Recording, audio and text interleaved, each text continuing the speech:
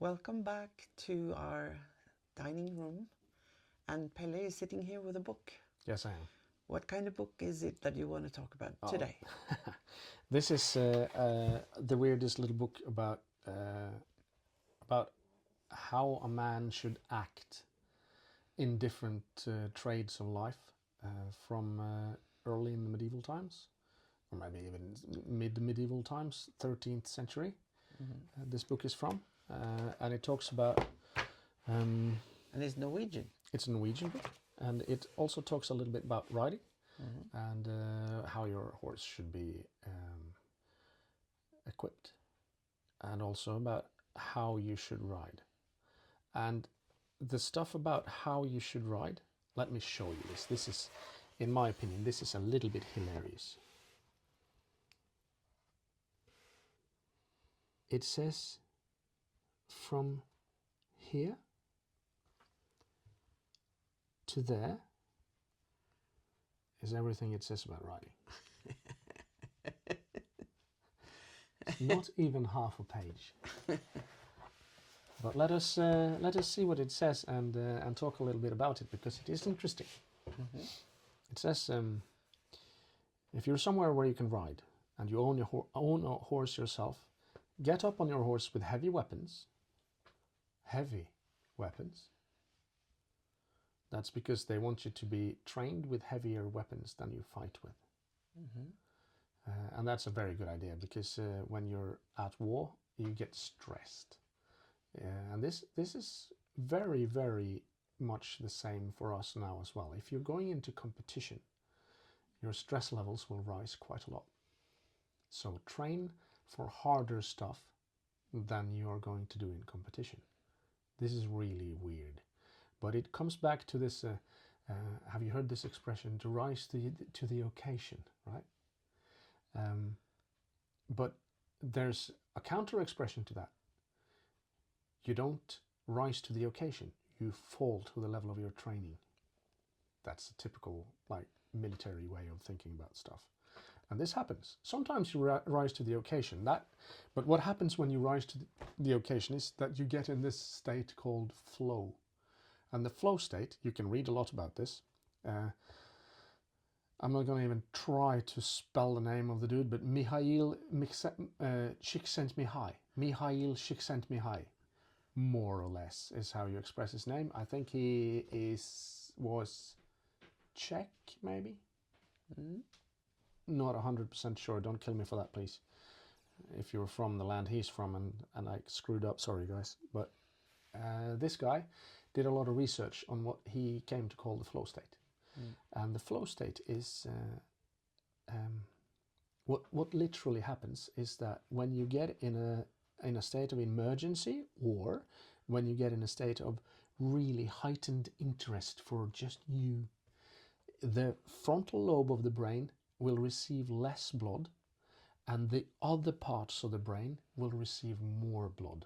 Also, the level of different like dopamine and Hormones. other hormones will change around a bit and give you some of the thing that cocaine is meant to try to look like.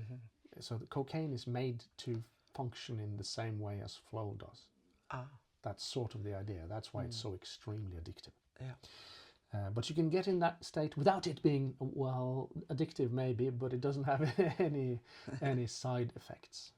All right, so heavy weapons. That was a bit much maybe for just heavy weapons, but let's keep on. And it says, practice sitting on your horse the way that it is both most beautiful and steadiest.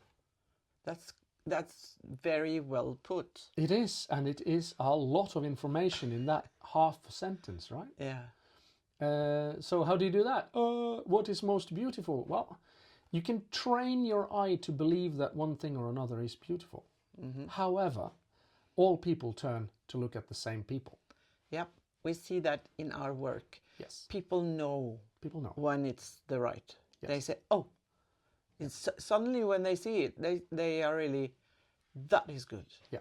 And that is because our brains recognize patterns that fit within the natural laws. And with natural laws, I mean such as gravity or centrifugal forces. Those are natural laws, right? You can't negotiate your way into a little bit less gravity every morning. Even if you cry. Even if you cry, it's not gonna. Gravity doesn't even listen. It doesn't. No. It has no empathy whatsoever. So our job as trainers is to explain to people how to get to that beautiful state. Yeah, the way And- it's most beautiful and steadiest. Quite often we use a camera too. So I will first take a photo of people when they just sit there, and then I'll try to put them towards something that is a functional way of sitting, and then I'll show them the image and let them choose, and they're like, oh, Yeah. I understand. Yes. And these old manuals, they don't describe things in writing as we usually do. No. Because it was not natural for them to go to a book and read about writing. They went to a teacher and learnt. Or just practiced. And practiced together often. Or even alone. Yeah. Just practice. That will also make you better. Yes, of course. Okay. Get your foot used to pushing firmly into the stirrup with straight legs. Now, it says legger, which is Norwegian for calves. But here's a question. What is a straight calf? Can you bend it? No, you cannot. So, but they might mean the full leg. And they might mean that it should be straight. And that was a style of riding in parts of the world, in different, or especially in Europe, in medieval times. Riding with a straight leg. Forward And reaching. it was, yes, a little bit. And it was called riding a la brida. However, it says, let your heel come slightly lower than your toes. Not a lot lower. And then you have to It have is it. very, very difficult to have your legs straight in front of you with your toes down without just sliding through the stirrup. However, some stirrups of that time were made so that they fit perfectly on your foot, which is also very interesting. And it might not function with our puny feet because we use shoes all the time. And if you're going somewhere, you're driving, right? While these people were definitely not. Sometimes they were riding, as we see, and some people might drive, but around here, where we're from in Norway, you don't drive at all in these times because the only roads were the waterways. All right. But it says here, except if you have to Ward yourself? ward yourself is the word, from pushes from the front or impacts from the front. Okay. So there's something different that is supposed to happen here. Yes. But it doesn't say what. Now, I've had the luxury once of seeing a then world champion rider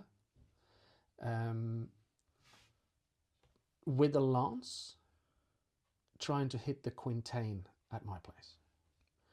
And when he struck off, he had his legs squeezed into the horse with his heels maybe slightly down and a little with a bit bent back, knee? and with bent knees.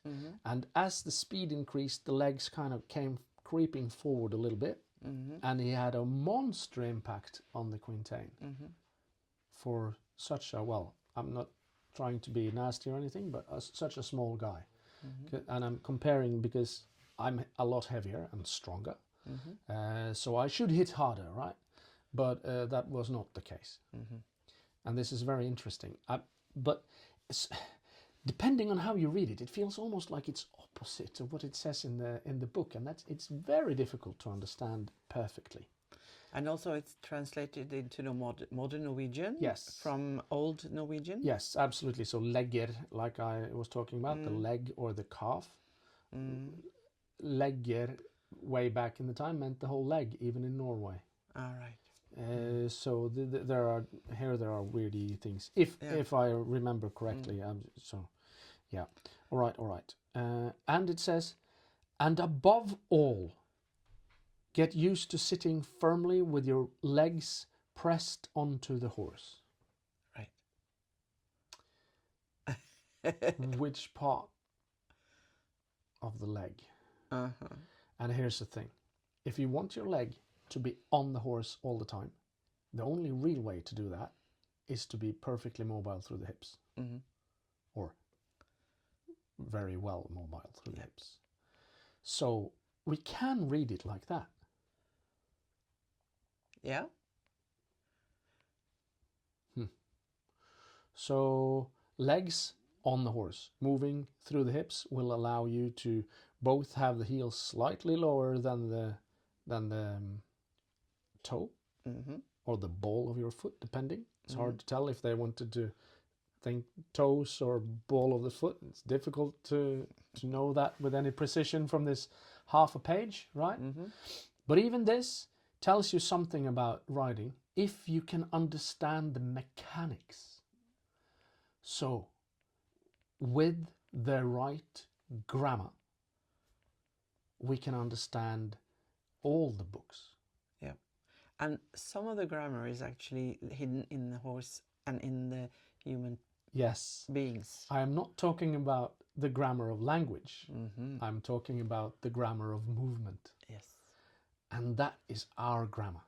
The grammar of movement is what we're after. So that is how we can translate. An old book is interesting for us. Mm-hmm. Doesn't it say something about that you must train to change the direction in a fast? Yes. Give me a second. So that goes to a slightly different spot. All right. Because now we need to find. It's about. It's about what kind of weaponry. All right.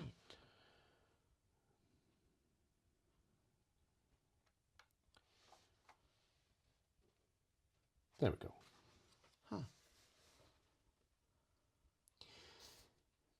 This equipment you must put on your horse. The horse must be well and strongly shod. We can agree to that. Well, we like to have our horses barefoot. But we need to trim them correctly. But they need to be correctly trimmed. So understand the grammar, yeah? Leek is just like that. He needs to put his saddle properly on. Properly, great. I know exactly how that. All right. But understanding the grammar again, there is somewhere the saddle should be led. It is in the area where the horse is least movable in the spine. And on top of the point of gravity? Yes. It should be strong and highly bowed. Might be that he wants a lot of room over the spine, or it might be that it needs to have a very high pommel. Yeah. It needs strong girths and all other saddle stuff, it says here, with a strong, extra girth, a leather around the saddle. Yeah. And what do you call it? A front piece? Yeah. I don't remember what it's called in English. Yeah, a front piece in front of the chest. And it should have all sorts of armor, it says. Ah. So armor is described how to make the armor, how it should be made. It should be made so that nobody can get to touching the reins or the bridle. Because that will give someone else control of your horse. Yeah. And you can talk about this in any sort of way, right? We riders and classical riders, we like to think that you shouldn't pull the horse around after the head. And that is an extremely important point, that you shouldn't do that. However, if you control the horse, you control the head, you control the body. That is true in fighting. If I control someone's head, they can't fight me. And this is important to understand, that you can take control by way of the head. but that is why you shouldn't. Yes. So it's kind of it twists your brain about, eh?